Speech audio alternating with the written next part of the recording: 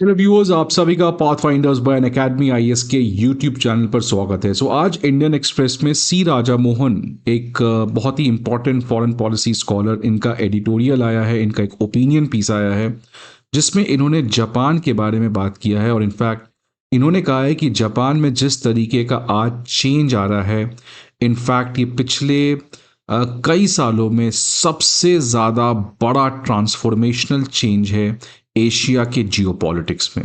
Because this is a new Japan, this is a new identity which Japan is trying to display to other countries. This is a Japan which is having confidence to dare China's aggression. This is a Japan which is trying to cut down its dependence on America. This is a Japan which is trying to form a new military strategy. मतलब एक तरीके का सी राजा मोहन का ये कहना है कि एक नया जापान है जो आज वर्ल्ड विटनेस कर रहा है। और ये जो नया जापान बना है, ये बहुत कुछ बताता है कि आज वर्ल्ड में क्या चल रहा है। जापान की नई प्राइम मिनिस्टर आपको पता है, इनफैक्ट पहली वुमेन प्राइम मिनिस्टर जापान की सनाई तकैची, जब से ये आई हैं इन्होंने जापान को इस तरीके से एक एग्रेसिव स्टैंड लेते हुए देखा है जो आज तक जापान कभी भी नहीं देखा था। इनफैक्ट चाइना का जो चैलेंज जापान के सामने आ रहा है, इस चैलेंज को टैकल करने के लिए जापान ने क्वाड वॉड इन सभी चीज़ों की बात की थी। इंडो पैसिफिक का कॉन्सेप्ट इनफैक्ट जापान से ही आया था।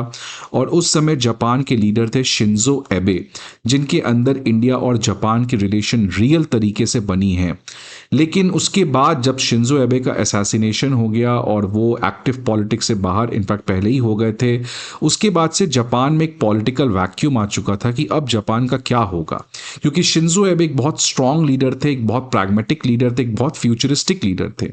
और इसके बाद जापान जो है वो एक तरीके का कंफ्यूज्ड डिलेमा में चला गया। लेकिन जब से लास्ट ईयर जापान की नई prime minister, the first women prime minister of Japan, Sanae Takaichi has come to power, she is there to bang on heads on with China. मतलब वो बैकफुट पे खेलना ही नहीं चाह रही हैं। वो डे वन से चाइना को उसी के बात में, उसी के भाषा में उसको समझाने का काम कर रही हैं। तो सी राजा मोहन इसी कॉन्टेक्स्ट में कहते हैं कि एक नया जापान बनते हुए नजर आ रहा है। बिकॉज वर्ल्ड वॉर 2 के बाद से जापान जो है वो जानबूझकर डेलिबरेटली अपने आप को हमेशा से एक पीसफुल नेशन की तरह प्रोजेक्ट किया, अपने इकोनॉमी के ऊपर फोकस किया, न्यूक्लियर वेपन को कंप्लीटली बॉयकॉट किया, अपने सिक्योरिटी के लिए अमेरिका के ऊपर रिलाई किया, और अपना जो जापान का सिक्योरिटी फोर्सेस है उसको काफी मिनिमल रखा, बहुत ही कम रखा।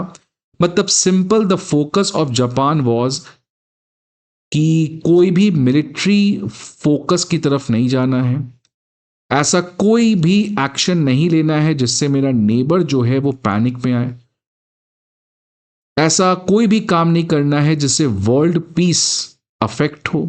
इसलिए जापान जो है वो वर्ल्ड वॉर 2 में जिस तरीके का ट्रॉमा झेला, उसके बाद जापान ने क्लियरली अपने आप को एक पीसफुल नेशन की तरफ प्रोजेक्ट किया, जो न्यूक्लियर वेपन को बॉयकॉट करेगा, आर्म्स एक्सपोर्ट नहीं करेगा, केवल उतना ही सिक्योरिटी फोर्सेस रखेगा जिससे जापान की सिक्योरिटी इंश्योर हो सके।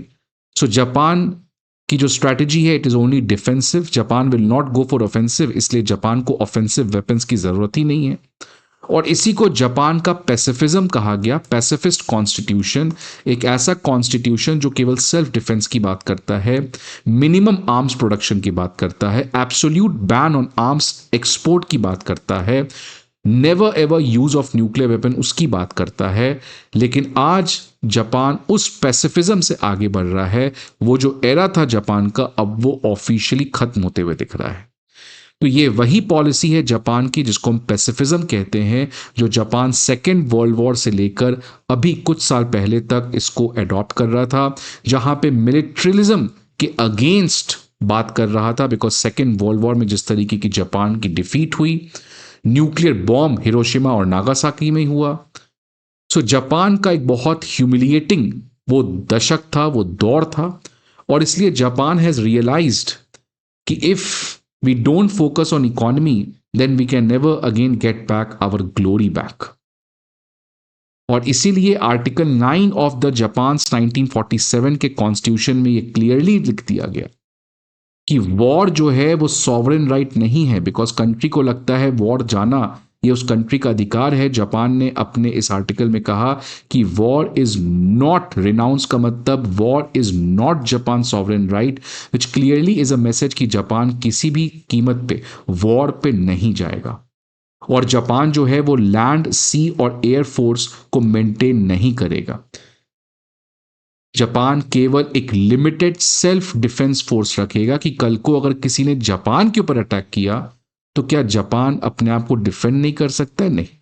So Japan will only have a self defence force. इसलिए उस फोर्स के पास केवल वेपन्स क्या होगा? सेल्फ डिफेंस वेपन होंगे। Because Japan is not going on a war, Japan is not going for offensive aggressiveness, और इसलिए जापान के पास ऐसे कोई ऑफेंसिव मिलिट्री फोर्स भी नहीं होगा, ना ऑफेंसिव मिलिट्री वेपन होगा। और जापान केवल अपने किस पे फोकस करेगा? इकोनॉमी पे। और उसी का नतीजा ये हुआ दैट जापान किस लेवल पे था 1945 में, और फिर कैसे जापान वर्ल्ड की इतनी पावरफुल इकोनॉमी बनी। और साथ ही साथ जापान ने यूएस के साथ सिक्योरिटी ट्रीटी भी कर लिया, जिसके अंदर US provided Japan the security umbrella, कि अगर कल को कुछ जापान के ऊपर होता है तो अमेरिका उसको बचाएगा, अमेरिका उसको प्रोटेक्ट करेगा। ऑब्वियसली अमेरिका चाइना के इन्फ्लुएंस को जापान के ऊपर कम होने देना था, रशिया के इन्फ्लुएंस को जापान के ऊपर कम होने देना चाहता था। कोल्ड वॉर का वो ज़माना था, and Americans did not wanted कि जापान कम्युनिस्ट कंट्री बन जाए। इसलिए अमेरिका ने जापान को कहा दैट तुम शांति से अपनी इकॉनमी पर फोकस करो, सिक्योरिटी हम देख लेंगे, लेकिन रशिया चाइना से दूर रहने। तो एक तरीके से जापान की ये जो पैसिफिज्म थी ये एक बहुत बड़ी मोमेंट थी इंटरनेशनल पॉलिटिक्स में, बिकॉज जापान कुछ नया कर रहा था। और ये जापान ही नहीं कर रहा था, एक और कंट्री है जर्मनी, क्योंकि जर्मनी भी वही सेम चीज झेला था कि किस हद तक हिटलर ने जर्मनी को कहां से कहां तक ले गया, कितने इनह्यूमेन तरीके से लोगों को मारा गया, वॉर पे गया। इससे Germany also adopted this pacifist constitution कि नहीं नहीं, अब वॉर नहीं होगा, केवल सेल्फ डिफेंस की तरफ जाएंगे, कुछ भी ऐसा काम नहीं करेंगे जिससे हमारे नेबर को पैनिक हो और वो मेरी वजह से, मेरे डर से आर्म्स खरीदे और फिर एक आर्म्स रेस स्टार्ट हो जाए। इसीलिए in order to have peace, let's not do anything which creates problem for other, right. लेकिन अब जापान जो है वो इस पैसिफिज्म को छोड़ के आगे बढ़ गया है, और इसके रीजंस हैं चाइना का ग्रोइंग रीजनल असर्टिवनेस और अमेरिका का एम्बिवेलेंस। मतलब अमेरिका कल को ये सिक्योरिटी अम्ब्रेला को इन्फोर्स करेगा या नहीं करेगा ये किसी को नहीं पता। तो आज जापान की एक नई हालात है, एक नई मजबूरी है, एक नया रियलिटी चेक है, जहां पे एक तरफ चाइना के साथ डे बाय डे उसका एग्रेसिवनेस, उसका प्रॉब्लम बढ़ते हुए नजर आ रहा है, और दूसरी तरफ जापान का जो सबसे बड़ा सिक्योरिटी सपोर्टर था अमेरिका, आज वो खुद कल क्या करे किसी को नहीं पता है। क्योंकि जब से ट्रंप आए हैं तो अमेरिका के ऊपर जो ट्रस्ट है उसमें एक सिग्निफिकेंट डिक्लाइन आ रहा है, और आपने देखा कैसे अमेरिका ताइवान को लेकर डिफेंस की बातचीत भी नहीं करता है। इनफैक्ट ताइवान को जो आर्म सेल देना था वो ट्रंप ने बैन कर दिया आफ्टर मीटिंग शी जिनपिंग। तो अब जापान को समझ में आ चुका है कि ये एक नया ग्राउंड रियलिटी है, जहां पे आज सेल्फ डिफेंस से काम नहीं चलेगा, बिकॉज आपको खाने के लिए एक ड्रैगन बैठा है, और आपको जो सो कॉल बचाता, आज तो वो खुद ही चाइना के साथ मिलजुल के रहना चाह रहा है, तो वो मुझे क्या बचाएगा। सो दैट्स वाई जापान को अब समझ में आ चुका है कि अगर जापान नहीं करता, बिकॉज आज वो जमाना नहीं है, आज it's like a jungle where might is right. So today international politics is, although international politics कभी भी अच्छा नहीं रहता है, बट आज तो it is decreasing, deteriorating, there is no role of ethics morality, आज कुछ भी नहीं है। Everyone has to stand on its own. तो इसलिए Japan now is finally trying to do that. और आप देख सकते हैं कि जब से सनाई तकैची आई हैं तो बहुत एग्रेसिव हुई हैं। इनफैक्ट एक स्टेटमेंट जिससे जापान का पोजीशन क्लियर हो गया, उन्होंने कहा कि अगर चाइना ताइवान के साथ कुछ भी करता है तो जापान का एक मिलिट्री रिस्पॉन्स आएगा। बहुत बड़ी बात थी कि अगर ताइवान के ऊपर चाइना अटैक करेगा तो Japan is going to give all the military support to Taiwan. China obviously उसके बाद रिएक्ट कहा Japan has cross all the red line. और अब लेकिन जिस तरीके से ये ताइवान को लेकर इंसिडेंट हुआ, जहां पे ट्रंप गए शी जिनपिंग से मिलने और मिल के आके $14 बिलियन का ताइवान को आर्म्स देने से मना कर दिया, नाउ जापान हैज रियलाइज कि जो भी कुछ अमेरिका के ऊपर सपोर्ट था ये करना बेवकूफ़ी है। And that's why now Japan जो है वो अपनी आइडेंटिटी को शिफ्ट कर रहा है from economic giant to a security partner, from economic power house to a defence industrial power. एक ऐसा कंट्री जो पैसिव था इस पूरे बैलेंस ऑफ पावर या जियो पॉलिटिक्स में, अब वो एक ऐसा कंट्री है जो एक्टिवली पार्टिसिपेट कर रहा है in shaping the balance of power in Asia. But इसका ये मतलब नहीं कि जापान अमेरिका को भूल जा रहा है, नहीं, अमेरिका के साथ दोस्ती को मेंटेन कर रहा है हर तरीके से, लेकिन जापान अब धीरे धीरे अपने सिक्योरिटी को हेज कर रहा है, अपने सिक्योरिटी को डाइवर्सिफाई कर रहा है, अपने अंदर इंटरनल रिफॉर्म्स ला रहा है। ये सब कुछ कर रहा है despite having along with having good relations with America. आप देख सकते हैं जापान फिलीपींस की डिफेंस पार्टनरशिप हुई, जापान यूरोपियन यूनियन का सिक्योरिटी एंड डिफेंस पार्टनरशिप हुआ। जापान जो हमेशा से डिफेंस एक्सपोर्ट नहीं करना चाहता था, आपने देखा इस साल क्या हुआ, रिकॉर्ड ब्रेक कर दिया। पहली बार जापान ने अपने इतिहास में सिंस पोस्ट वॉर 1945 के बाद पहली बार जापान ने एक sophisticated Mogami class frigates Australia को दिया, जो क्लियरली पैसिफिज्म के अगेंस्ट है, आर्म्स एक्सपोर्ट नहीं करना, that was one of the key feature.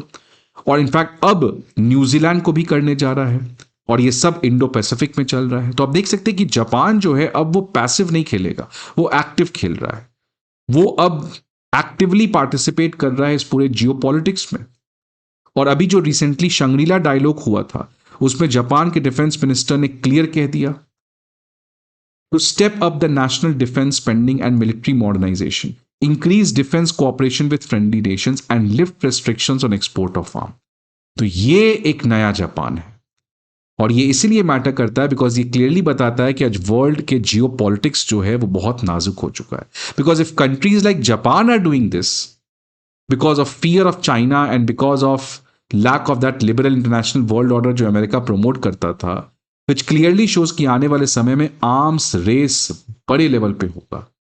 आने वाले समय में कंटेस्टेशंस, क्लैश बहुत ज्यादा बढ़ेंगे।